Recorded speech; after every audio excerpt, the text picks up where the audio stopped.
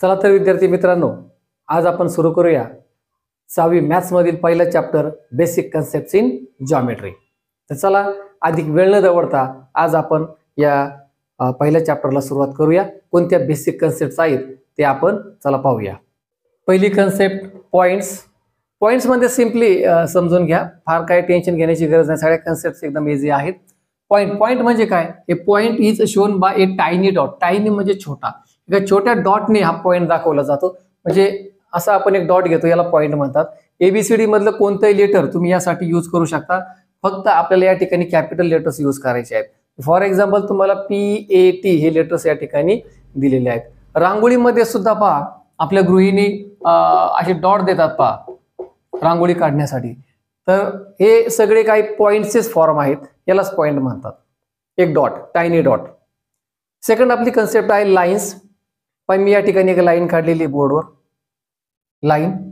लाईनला तुम्ही ऑब्झर्व करत असाल पहा, या ठिकाणी दोन्ही साईडला एरो आहे। म्हणजे इकडे एरो आहे, इकडे एरो आहे। एरोचा मीनिंग काय होतो की ही लाईन राईट हँड साईडला, म्हणजे या साईडला, ज्या साईडला एरो आहे त्या साईडला ती दूरवर जाऊ शकते, अनंतापर्यंत जाऊ शकते, असा त्याचा अर्थ होतो।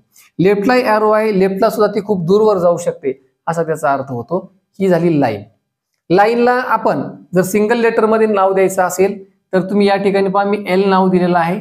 सिंपली आपण असं लिहू शकतो, लाईन एल।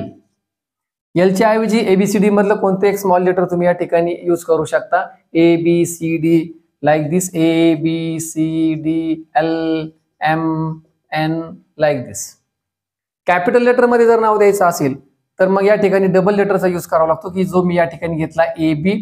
या लाईनवर कोणते दोन पॉइंट्स आहेत, हे A आणि B। लाईन ही इन्फायनाइट नंबरची बनलेली आहे, अनंत बिंदूंची बनलेली आहे।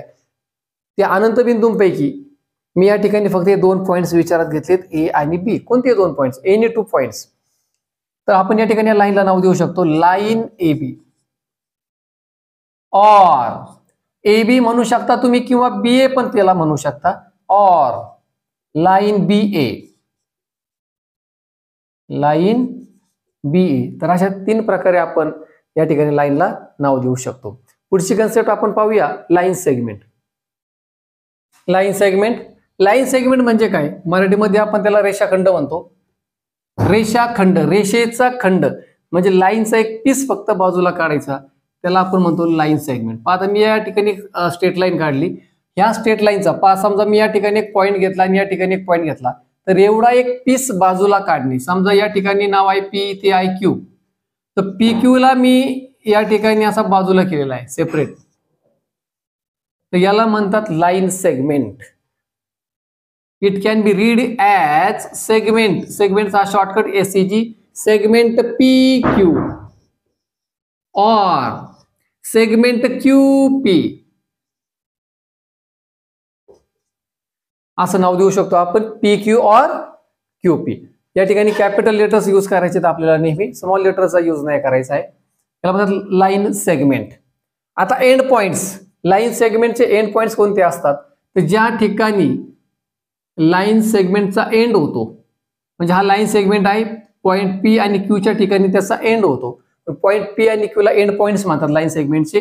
Line segment has two points, त्याला दोन असे पॉइंट्स असतात, शोईंग इट्स लिमिट्स, की ह्या सेगमेंटचं ते लिमिट दाखवतात, म्हणजे ह्या लिमिटेशन पर्यंतच तो, त्याची मर्यादा आहे, त्याचा विस्तार आहे या ठिकाणी। म्हणजे हा सेगमेंट Qच्या पुढे जाणार नाही आणि इकडे Pच्या इकडे पुढे येणार नाही तो, म्हणून त्याला म्हटलेले limitations, showing it's limitations, they are called end points. म्हणून पॉइंट P आणि Q ला या ठिकाणी या लाईन सेगमेंटचे एंड पॉइंट्स म्हणतात। Therefore here points P and Q are end points of the segment,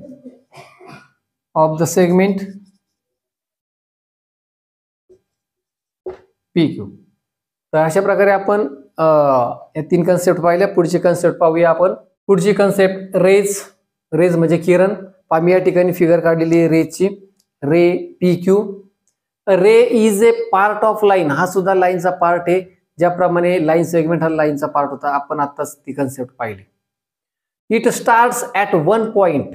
हा जो रे आहे एका पॉइंट पासून तो स्टार्ट होतो अँड गोज फॉरवर्ड कंटिन्युअसली, आणि हा असाच पुढे फॉरवर्ड कंटिन्युअसली, असाच पुढे तो कंटिन्युअसली म्हणजे निरंतर तो चालू राहतो, थांबत नाही कुठे. इन द सेम डायरेक्शन, त्याच एकाच दिशेमध्ये तो चालू राहतो.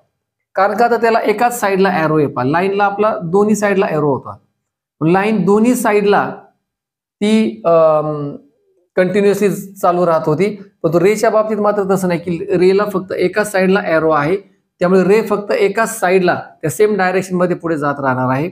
हा जो काही पॉइंट आहे स्टार्टिंग पॉइंट, यालाच ओरिजिन म्हणतात. पहा, the starting point of A ray is called its origin. हा जो स्टार्टिंग पॉइंट आहे, पी पासून हा रे स्टार्ट झालेला आहे. जशी आपली टॉर्च असते, पहा टॉर्च पासून रेज, लाईटचे रेज बाहेर पडतात म्हणजे टॉर्च झाली स्टार्टिंग पॉइंट. सन पासून रेज बाहेर पडतात म्हणजे सन झाला स्टार्टिंग पॉइंट. रे पुन्हा पाठीमागे जात नाही आणि म्हणून रेचं जे काही रिडिंग आहे ते रे पी क्यू असं केलं जातं, कारण पी हा स्टार्टिंग पॉइंट आहे. स्टार्टिंग पॉइंट पासून त्याचं रिडिंग स्टार्ट केलं जातं. The ray P Q is not read याच रे क्यू पी, याचं जे रिडिंग आहे क्यू पी असं केलं जात नाही. कारण का, जसं मी तुम्हाला आता सनचं एक्झाम्पल सांगितलं, सन पासून निघालेले रेज पुन्हा पाठीमागे सनकडे जात नाहीत. त्याचप्रमाणे या ठिकाणी आपण या रे पी क्यूचं जे काही रिडिंग आहे ते रे क्यू पी असं आपण करू शकत नाही, हे लक्षात घ्या. Therefore it's reading is ray P Q. चला पुढची कन्सेप्ट पाहूया आपण. पुढे concurrent lines.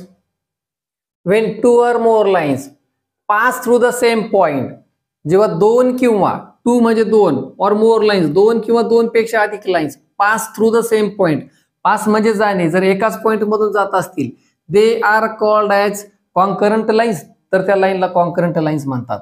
And the common point through which, आणि जो काही कॉमन पॉइंट असतो की ज्या पॉइंट मधून या लाईन पास होतात त्या पॉइंटला म्हणतात पॉइंट ऑफ कॉन्करन्स. चला आपण फिगर पाहूया. एक सेम पॉइंट घेऊया. To or more lines pass through the same point. Same point म्हणजे एकच पॉइंट. जर एकाच पॉइंट मधून दोन किंवा दोन पेक्षा अधिक लाईन्स जर पास होत असतील, हे पहा एका पॉइंट मधून, ही एक ऍक्टिव्हिटी आहे की जी बोर्डवर घ्यावी लागते. एका पॉइंट मधून किती लाईन पास होतात त्याचा आपल्याला विचार करायचा आहे. पहा या टू लाईन्स घेतल्या मी, आपण एक थर्ड लाईन पण काढू शकतो की ज्या पॉइंट मधून पास होते. अजून आपण एक फोर्थ लाईन पण काढू शकतो ज्या पॉइंट मधून पास होते. एक लाईन काढली पहा मी.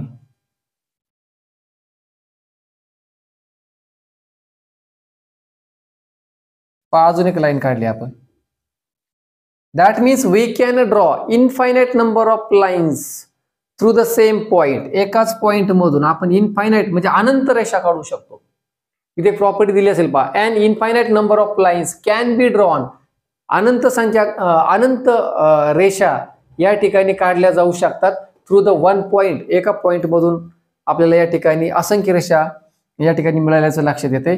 या रेषांना तुम्ही नाव पण देऊ शकता, LMNOP वगैरे काय असेल ते. मी तुम्हाला सांगितलंय सिंगल लेटरने जर नेम द्यायचा असेल तर स्मॉल लेटर्स यूज करायचे, डबल लेटरने जर लाईनला नाव द्यायचं असेल तर कॅपिटल लेटर्स यूज करायचे. आणि हा जो काही सेम पॉइंट आहे याला एक नाव द्या, कोणतेही नाव द्या याला. मी या ठिकाणी याला एक क्यू नाव दिलं, तर या क्यू पॉइंटला म्हणतात पॉइंट ऑफ कॉन्करन्स, की ज्या पॉइंट मधून या लाईन पास होतात.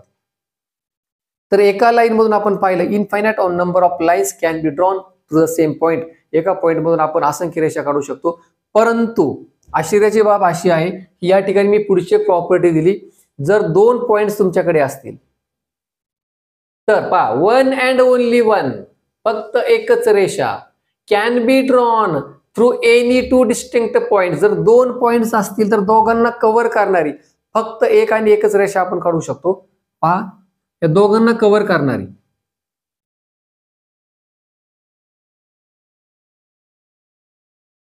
म्हणजे एकच लाईन मिळाली पहा आपल्याला. इकडून जरी काढली तर ती याच लाईनला कोइन्साइड होणार आहे, त्यामुळे एकच लाईन मिळणार आहे आपल्याला. जास्त रेषा नाही काढू शकत आपण की जी रेषा या दोघांनाही दोन्ही पॉइंट्स मधून पास होईल अशा प्रकारची फक्त आपण एकाने एकच लाईन काढू शकतो. तर अशा आपण काही प्रॉपर्टीज पाहिल्या. चला पुढची कन्सेप्ट पाहूया. Collinear points. Collinear, linear means line, line पासून हा वर्ड तयार झालाय. त्यामुळे लाईनच्या संदर्भात ही डेफिनेशन आहे. 3 or more points, 3 किंवा अधिक बिंदू, विच लाई म्हणजे असणे, on a single straight line, एकाच सिंगल स्ट्रेट लाईनवर 3 किंवा अधिक बिंदू असतील तर, लाई म्हणजे पडून असणे, are said to be collinear points, तर अशा पॉइंट्सला कोलिनियर पॉइंट्स म्हणजे एक रेषीय बिंदू असे म्हणतात. पण मी या ठिकाणी एक लाईन काढली, या लाईनवर 3 or more points, 3 वर्ड महत्वाचा आहे, 2 नाही चालणार, कारण आपण आताच मागच्या कन्सेप्ट मध्ये पाहिलं होतं की 2 पॉइंट्स आपण घेतले होते मागच्या एका कन्सेप्ट मध्ये. One and only line is passing through any 2 distinct points, कोणते 2 जर बिंदू असतील तर त्यामधून फक्त एक आणि एकच रेषा पास जाते, आपण मागच्याच कन्सेप्ट मध्ये पाहिलं होतं. म्हणून या ठिकाणी 3 वर्ड यूज केलेला आहे की 2 पॉइंट चालणार नाहीत, 3 पाहिजेत आपल्याला, 3 किंवा 3 पेक्षा जास्त. तर चला मी या ठिकाणी घेतोय point P Q R S T, 5 points घेतले. Suppose that 3 or more points which lie on a single straight line, एकाच लाईनवर जर ते असतील तर are said to be collinear points, तर या पॉइंट्सला म्हणतात कोलिनियर पॉइंट्स. पॉइंट्स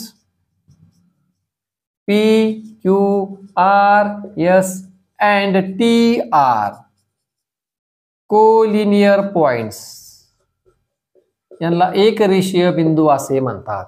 आता पुढे नॉन कोलिनियर, याच्या पूर्णपणे विरुद्ध, यातला एक जरी पॉइंट बाहेर असला तरी सुद्धा या 5ही पॉइंट्सला मिळून म्हणतात non collinear points. Points which do not lie on the same line are called as non collinear points. हेच आपण 5 पॉइंट्स घेऊया. समजा या ठिकाणी सिंगल स्ट्रेट लाईन आहे, पॉइंट P जो आहे तो लाईनवर आहे, Q पण लाईनवर आहे, R पण लाईनवर आहे, S पण लाईनवर आहे, परंतु हा शेवटचा पॉइंट जो आहे T तो लाईनच्या बाहेर आहे. तर या सगळ्यांना मिळून, या 5ही पॉइंट्सला मिळून म्हणतात नॉन कोलिनियर पॉइंट्स.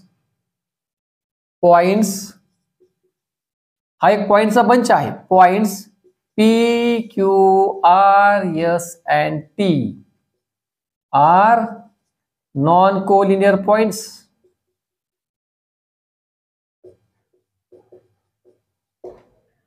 म्हणजे पॉइंट्स, ज्या पॉइंट्स विषयी तुम्हाला विचार करायचा आहे, तो पॉइंटचा जो काही बंच आहे किंवा सेट आहे तो पूर्णपणे सगळेच्या सगळे पॉइंट्स एक त्या लाईनवर पाहिजेत, किंवा त्यातला एक जरी पॉइंट लाईनच्या बाहेर असेल तर आपण म्हणूया नॉन कोलिनियर पॉइंट्स. सगळेच पॉइंट जर असे लाईनवर असतील तर आपण त्या सगळ्या पॉइंट्सला म्हणूया कोलिनियर पॉइंट्स. पुढची कन्सेप्ट पाहूया. चला आपण planes. In mathematics a flat surface is called a plane. Flat surface म्हणजे सपाट पृष्ठभागाला प्लेन्स असं म्हणतात. मग तो सपाट पृष्ठभाग कशाचाही असेल, टेबलचा असेल किंवा बोर्डचा असेल, किंवा तुम्ही स्कूलमध्ये बेंचवर बसता, बेंचचा असेल, पॅड वापरता तुम्ही परीक्षेच्या वेळेला, जो काही सपाट पृष्ठभाग आहे flat surface, that is called as a plane. या ठिकाणी मी एक प्लेनची फिगर काढलेली आहे. तुम्ही पाहत असाल की या ठिकाणी तुम्हाला ॲरो पण दिसत असतील. तर हे ॲरो काय आपल्याला दाखवतात, तर ज्याप्रमाणे आपण पाहिलं की लाईन असेल किंवा रे असेल, लाईन जर आपण पाहिलं की दोन्ही साईडला ती अमर्याद होते, म्हणजे दोन्ही साईडला अनंतापर्यंत जाते, त्याप्रमाणे प्लेनचा हा जो काही, ही जी काही साईड आहे ही सुद्धा किती मोठी तुम्ही घेऊ शकता. हा प्लेन या ठिकाणी मी छोटा दाखवलाय, किती मोठा हा प्लेन असू शकतो. आणि त्याच दृष्टीने या ठिकाणी 4ही ॲरो दाखवलेले आहेत की 4ही बाजूने प्लेन वाढू शकतो अमर्यादपणे. या ठिकाणी तुम्हाला H एक दिसत असेल तर H काय आहे, it is the name of the plane, ते प्लेनचं नाव आहे H. तर ABCD मधलं कोणतंही एक सिंगल लेटर तुम्ही कॅपिटल लेटर प्लेनचं नाव दाखवण्यासाठी वापरू शकता. मग तुम्ही A ने दाखवू शकता किंवा B ने, ABCD X Y Z वगैरे कोणत्या एका लेटरने तुम्ही प्लेनचं नाव दाखवू शकता. चला आपण पुढची कन्सेप्ट पाहूया. शेवटच्या 2 concept, parallel lines and intersecting lines. Parallel lines म्हणजे समांतर रेषा, इंटरसेक्टिंग लाईन्स म्हणजे छेदणाऱ्या रेषा. तर मग या समांतर रेषा पॅरलल लाईन्स कोणत्या रेषांना म्हणतात, lines which lie in the same plane, एकाच प्लेन मध्ये असणाऱ्या, बट डू नॉट इंटरसेक्ट, परंतु त्या एकमेकींना कधी इंटरसेक्ट करत नाहीत. इंटरसेक्ट म्हणजे छेदणे, तर अशा रेषांना म्हणतात पॅरलल लाईन्स. इथे 2 or more पण वर्ड यूज करू शकतात, 2 or more लाईन्स, किंवा फक्त लाईन्स पण यूज करू शकतात. 2 किंवा या 2 पेक्षा अधिक पण लाईन्स असू शकतात. जसं की या ठिकाणी मी अजून काढू शकतो, इथे अजून एखादी लाईन काढू शकतो आपण, 2 or more लाईन्स. जेव्हा ते एकमेकांना इंटरसेक्ट करत नाहीत तेव्हा त्या लाईन्सला आपण म्हणतो या पॅरलल लाईन्स. जेव्हा अशा दोन किंवा अधिक लाईन्स एकमेकींना इंटरसेक्ट करत नाहीत तेव्हा आपण अशा रेषांना म्हणतो पॅरलल लाईन्स. या एकाच प्लेनमध्ये कशा असतात पहा, तुम्हाला मी या ठिकाणी दाखवतो. आता हे तुमचं बुक आहे बरोबर, 6th स्टँडर्ड मॅथमॅटिक्स. आता ही जर आपण एक पहिली लाईन आपण विचारात घेतली, ही एक लाईन आणि एक खालची लाईन घेऊया, ही पहा. तरी वरची लाईन आणि खालची लाईन दोघी लाईन्स एकमेकीला पॅरलल आहेत, ही आणि ही एकमेकींना पॅरलल आहेत. आणि हा जो काही फ्लॅट सरफेस आहे याला आपण प्लेन म्हणतो बरोबर आहे. प्लेन कन्सेप्ट पाहताना आपण डेफिनेशन पाहिलेली आहे, flat surface is called as a plane. तर मग पहा, ह्या दोन पॅरलल लाईन्स आहेत आणि त्या एकाच प्लेन मध्ये आहेत आणि म्हणून या ठिकाणी वर्ड यूज केलेला आहे which lie in the same plane, की ज्या एकाच प्लेन मध्ये असतात. तर अशा लाईन्सला म्हणतात पॅरलल लाईन्स. आता इकडे या इंटरसेक्टिंग लाईन्स, तर बिलकुल याच्या opposite lines which lie in the same plane. इथं म्हटले पहा lines which lie in the same plane, ह्या सुद्धा एकाच प्लेन मध्ये असतात. आता इथे पुढे म्हटले but do not intersect. Parallel lines एकमेकाला इंटरसेक्ट करत नाही, परंतु इंटरसेक्टिंग लाईन्स पहा but intersect to each other, ते एकमेकींना इंटरसेक्ट करतात, छेदतात, पण कशा at a single common point, एकाच पॉइंट मध्ये त्या एकमेकांना इंटरसेक्ट करतात. या ठिकाणी पहा मी दोन लाईन्स घेतल्यात एल आणि एम, या दोघींनी एकमेकींना इंटरसेक्ट केले पॉइंट. या ठिकाणी या पॉइंटला आपण नाव देऊया पॉइंट पी वगैरे काय असेल ते. So point P is called as point of intersection, त्याला छेदनबिंदू असे म्हणतात या दोन लाईन्सचं. तर पहा ह्या इंटरसेक्टिंग लाईन सुद्धा एकाच प्लेन मध्ये कशा असतात पहा, लाय इन द सेम प्लेन म्हटलेलं आहे डेफिनेशन मध्ये. तर हा एक आपला प्लेन आहे पहा, ही एक वरची लाईन आणि ही एक लाईन आहे पहा, ही व्हर्टिकल लाईन आणि ही हॉरिझॉन्टल लाईन. आता या एकाच फ्लॅट सरफेसवर आहेत म्हणजे एकाच प्लेन मध्ये आहेत, परंतु त्या या ठिकाणी पहा इथे कॉर्नरला एकमेकींना इंटरसेक्ट करतायत आणि म्हणून या दोन लाईन्सला म्हटलेलं आहे की these two lines lie in the same plane, त्या एकाच प्लेन मध्ये आहेत but intersect to each other at a single common point and therefore such lines are called as intersecting lines. तर या कन्सेप्ट तुमच्या लक्षात आले असेल, एकदम इझी असणार या कन्सेप्ट.